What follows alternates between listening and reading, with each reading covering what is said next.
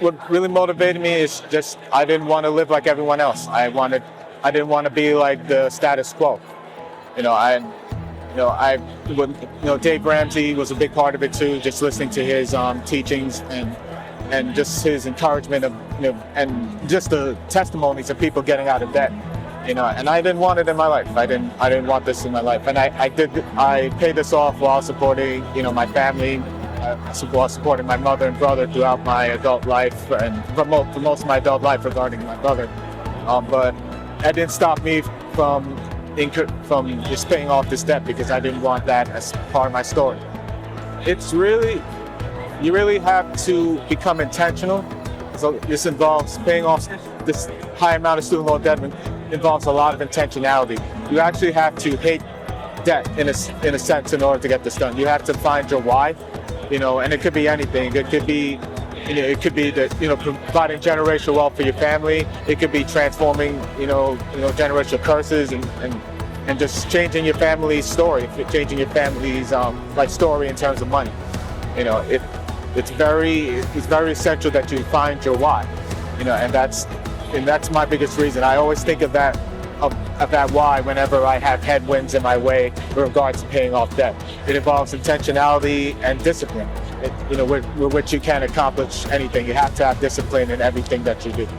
I feel like my story is unique because of the headwinds that I had to go through in order to and then still pay off my student loan debt.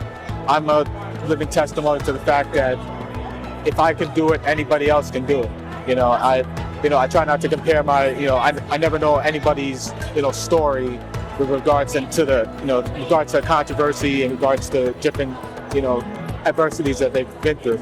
But I'm living proof that because I've gone through so much with regard to just paying, to just different things that's going on in my household, different things that's going on in my inner circle, in my family, just in my life in general.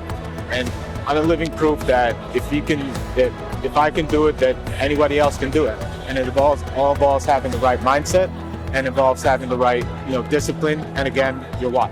The more you procrastinate, the more the interest level rises. So there's a price to pay for procrastination. There's the student loan interest, as long as especially if it's like over 5 or 6%, it's going to grow. So you literally pay a price, in the dollar signs for procrastination. And I recently compared, one of my recent posts, I recently compared the student loan debt to being in a headlock.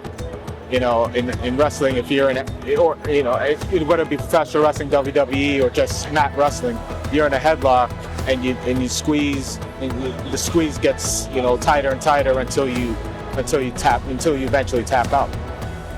That's what debt is. So as long as you procrastinate, that headlock is just going to get stronger and stronger, and you don't want that. Dave Ramsey, I would say even people in my personal circle, such as Stephen Hughes from No Money Inc., Eric Patrick, a couple that does his and Her Money podcast. Gary Vaynerchuk is a great influencer, of mine as well.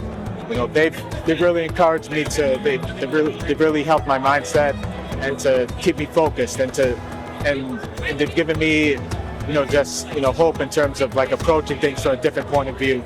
And that's what they're really people that don't follow the status quo, and those are people I want to be around with this. And it's really powerful to grow your inner circle in that way.